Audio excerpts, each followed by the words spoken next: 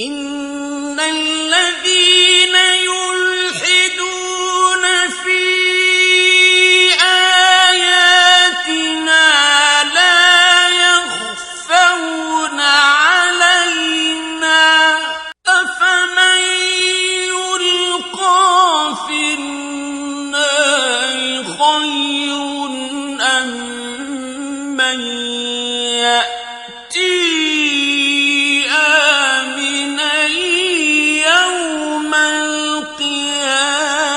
اعملوا ما شئتم إنه بما تعملون بصير.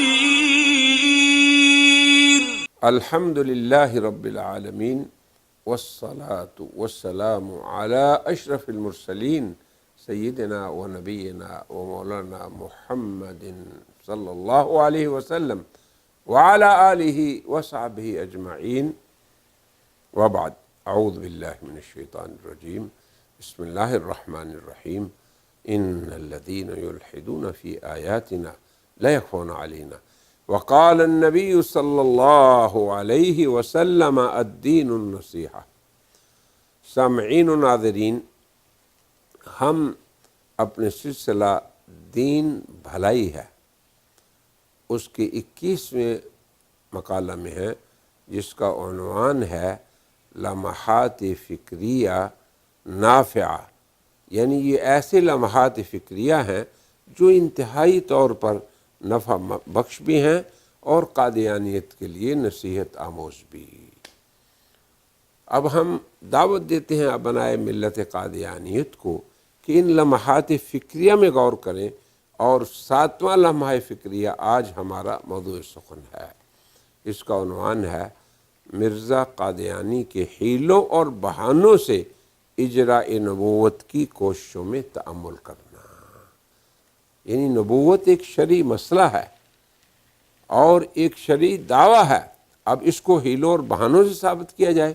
حضرات انبیاء علیہم السلام کی تاریخ میں یہ امر امتیازی شان رکھتا ہے کہ وہ اپنے دعووں میں نہایت ہی واضح اور صریح رہے، کیونکہ نبی برحق کا ادعائے نبوت یہ نبی پر ایک شرعی واجب ہوتا ہے، اور اس کا اظہار اور اعلان کرنا ہر نبی شارع الحکیم اللہ تعالیٰ کی ذات کی جانب سے اس کا وہ مکلف ہوتا ہے.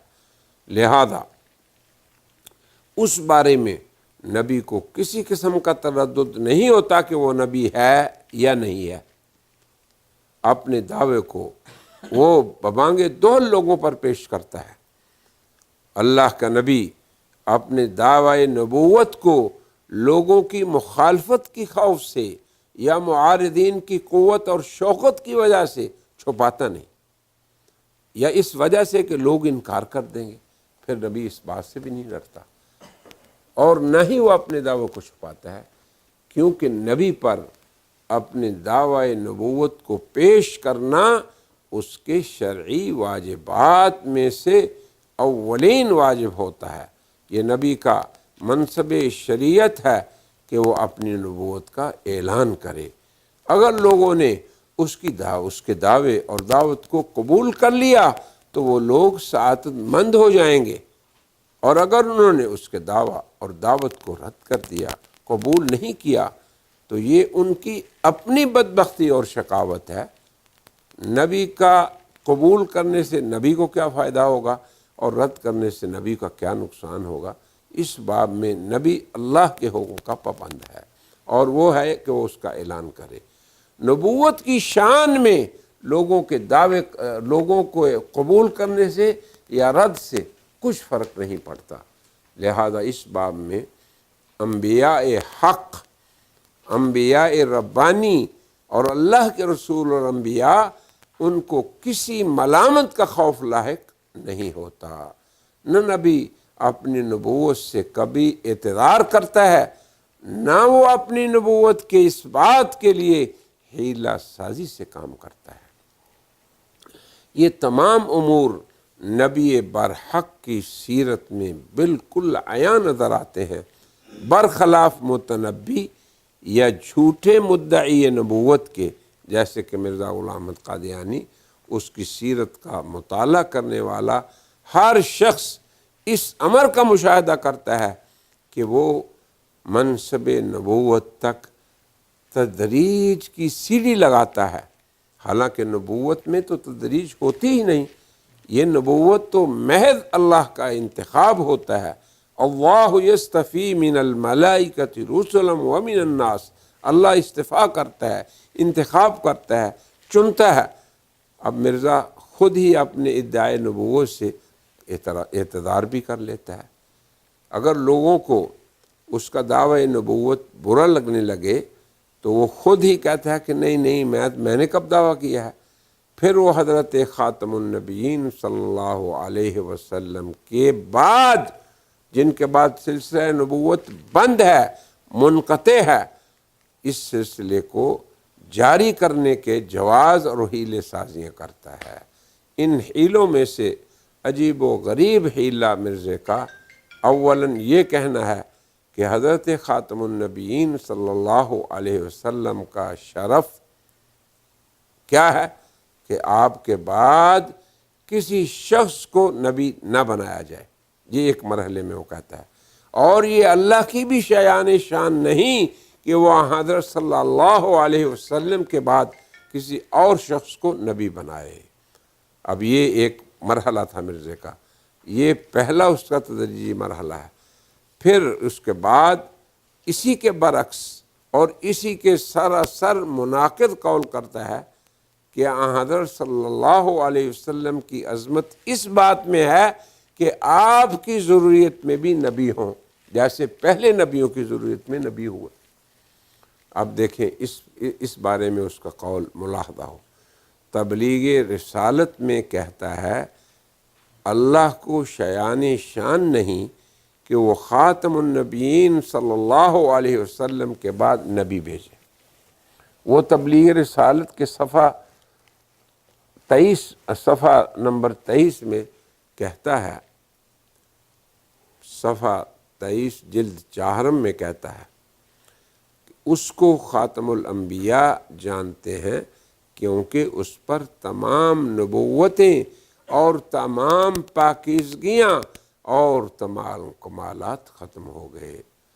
وہ تشہید الاذہان میں ختم نبوت محمدیہ کے باب میں کہتا ہے حضرت صلی اللہ علیہ وسلم کی ایک عظمت اور آپ کی نبوت کا پاس اور ادب کیا گیا ہے کہ آپ کے بعد کسی دوسرے کو اس نام سے، یعنی نبوت کے نام سے، کسی طرح بھی شریک نہیں کیا گیا ہے۔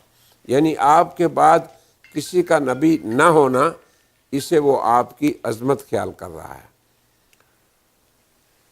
حضرت خاتم النبیین کے بعد نبوت کو حضرت صلی اللہ علیہ وسلم کی پھر عظمت بتاتا ہے۔ وہ صلاۃ ابراہیمیہ کی تعلیم کی حکمت دیکھیں وہ کیا بیان کرتا ہے۔ وہ کہتا ہے مسلمانوں کو یہ دھوکہ لگنے والا تھا کہ حضرت ابراہیم علیہ السلام کی امت کو جو کچھ ملا وہ محمد صلی اللہ علیہ وسلم کی ذریت کو نہیں مل سکا۔